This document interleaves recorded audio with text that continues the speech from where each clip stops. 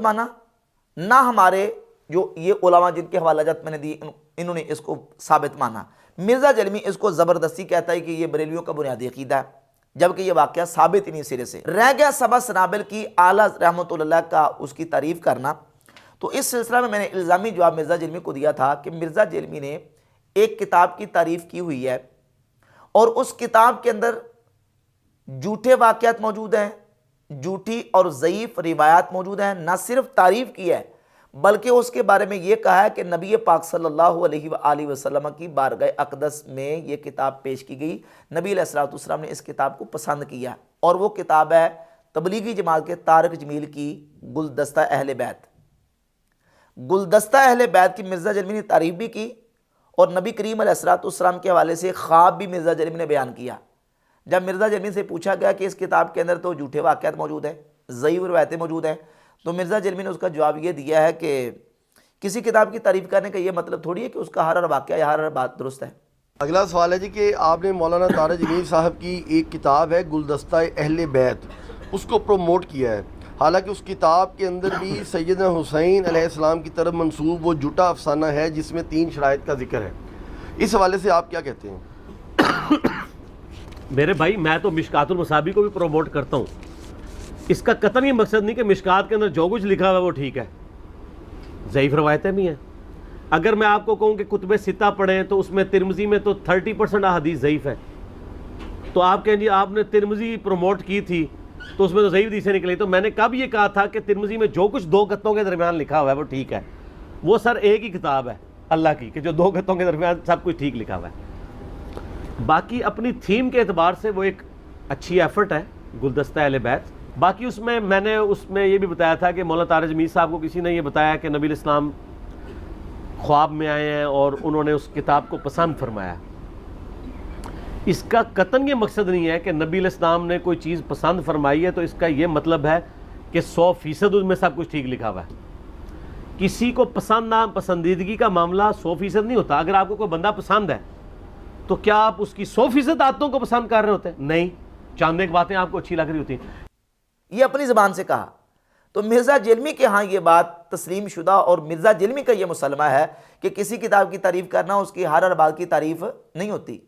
تو اب سبا سنابل کے اندر یہ جو جھوٹا واقعہ موجود ہے اس کو اعلیٰ کے کھاتے میں کس طرح ڈالا جا سکتا ہے، جبکہ اعلیٰ رحمۃ اللہ نے اپنا منہج لکھ دیا، اپنا موقع بالکل واضح طور پہ لکھ دیا، اور بحمد اللہ تعالیٰ میں نے دلائل کے ساتھ یہ بات ثابت کی کہ یہ واقعہ سچا واقعہ نہیں ہے۔ اور اعلیٰ سبیل تنزل بالکل آخر اینڈ پہ اگر اس واقعے کو ہم کتاب کی روح تک اور کتاب کی حد تک دیکھتے ہیں تو اس واقعے کے اندر یہ بات موجود ہے کہ خواجہ پر اس وقت کیفیت طاری تھی۔ اس کا بھی مرزا جلمی نے مذاق اڑایا، لیکن ہم محدثین اور ائمہ سے اس بات کے حوالے سے کچھ چیزیں پیش کریں گے کہ غیبت و محو کی حالت میں اگر کسی سے کوئی ایسی بات صادر ہوتی ہے تو اس پر ہم کفر کا فتویٰ نہیں لگا سکتے، اس واقعے کو ہم جسٹیفائی نہیں کریں گے، اس بات کو ہم درست نہیں مانیں گے، البتہ یہ ہے کہ ہم اس پر کفر کا فتویٰ نہیں لگا سکتے۔ جیسے دیکھیں صحیح بخاری کے اندر 6481 نمبر اور 7508 نمبر حدیث ہے کہ نبی پاک صلی اللہ علیہ وآلہ وسلم نے بنی اسرائیل کے ایک شخص کا واقعہ بیان کیا کہ اس نے اپنے فوت ہونے کے وقت اپنے بچوں کو وصیت کی کہ جب میں مر جاؤں تو میری لاش کو جلا دینا اور اس کی خاک کو ہواؤں میں اڑا دینا اور پانی میں بہا دینا، البتہ الغرض یہ کہ اس میری میت کی خاک کو تم نے ختم کر دینا۔ اور اس کے علاوہ صحیح مسلم میں 6960 نمبر حدیث ہے، نبی پاک صلی اللہ علیہ وآلہ وسلم نے ایک تمثیل بیان کی کہ ایک شخص وہ ایک جنگل بیابان میں گیا، اس کی سواری گم ہو گئی، اچانک اس کو سواری مل گئی تو شدت فرح میں اس کی زبان سے یہ کلمہ نکلا اللہ تعالیٰ کے بارے میں کہ انت عبدی و انا ربک، تو میرا بندہ ہے اور میں تیرا رب ہوں، یعنی اللہ تعالیٰ کو اپنا بندہ کہا اور اپنے آپ کو اللہ تعالیٰ کا نعوذ باللہ تعالیٰ رب قرار دیا۔ یہ جملہ اس کے کفر ہونے میں کوئی شک و شبہ نہیں، لیکن نبی کریم علیہ السلام نے فرمایا اخطأ من شدت الفرح، خوشی کی شدت میں اس کی زبان سے یہ جملہ نکلا اور خوشی کی شدت میں اس سے یہ خطا ہو گئی۔ ایک سے خوف کی شدت میں خطا ہوئی اور ایک سے خوشی کی شدت میں خطا ہوئی۔ امام ابن حجر اسقلانی نے فتح الباری شرح صحیح بخاری میں اور امام نووی نے شرح صحیح مسلم میں تقریباً سیم ملتی جلتی باتیں لکھی ہیں اور انہوں نے یہ کہا کہ ان دونوں بندوں سے یہ خطا ہوئی ہے شدت خوف سے اور شدت فرح سے، اور یہ حالت دہشت میں غلبہ حالت کے وقت، غلبہ خوف کے وقت یہ چیز سرزد ہوئی، ایسی حالت میں کفر کا فتویٰ نہیں لگتا۔ امام ذہبی نے سیر اعلام النبلاء میں جلد 10 کے صفحہ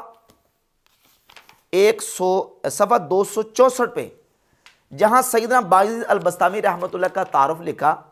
تو بایزید البسطامی کے جو شطیات اور ان کے غلبہ حالت کے وقت جو الفاظ ان سے صادر ہوئے اس پر کلام کرتے ہوئے امام ذہبی لکھتے ہیں کہ انہو قالہا فی حال الدہشت والسکر والغیبت والمحو، کہتے ہیں یہ جملے ان سے ایسی حالت میں صادر ہوئے ہیں جو دہشت و محو اور غلبہ حالت کا موقع تھا۔ ایسی حالت میں کسی سے کوئی چیز صادر ہوتی ہے تو اس پر شرع کا حکم نہیں لگتا اور اس پر کفر کا فتویٰ نہیں لگا جا سکتا۔ یہ امام ذہبی کا تبصرہ ہے، امام ابن حجر کا تبصرہ ہے اور امام نووی رحمۃ اللہ تعالیٰ علیہم کا تبصرہ ہے۔ یہی محدثین کا منہج ہے، یہی علماء کا منہج ہے۔ اور صوفیہ کی جو عبارات ایسی حالت میں ان سے صادر ہوئی ہیں، نہ تو ہمارا عقیدہ ہے نہ ہمارا ایمان ہے، نہ اس کو ہم اس طریقے سے کوئی ایمان اور عقیدے کا حصہ بناتے ہیں۔ ہاں ان کی ہم یہ تعویل کرتے ہیں کہ ان سے چونکہ ایسی حالت میں یہ چیزیں صادر ہوئی ہیں تو ایسی حالت میں جو چیزیں صادر ہوئی ہیں ان پر ہم کفر کا فتویٰ نہیں لگاتے۔ ہم ان کو قابل تقلید قرار نہیں دیتے کہ ان کو لے کر ان کو ایمان یا عقیدے کا حصہ بنا لیا جائے، البتہ ان کی بنیاد پہ ہم ان پر کفر کا فتویٰ نہیں لگاتے۔ اگر کوئی چیز ثابت بھی ہو جائے، جو چیز سرے سے ثابت ہی نہیں ہے، جس کا ثبوت ہی نہیں ہے، اور مرزا جلمی اس بات کو خود مانتا ہے، تسلیم کرتا ہے، جب اس سے پوچھا گیا کہ ان صوفیہ کے بارے میں پھر آپ کفر کا فتویٰ کیوں نہیں دیتے، تو کہتا ہے کہ چونکہ یہ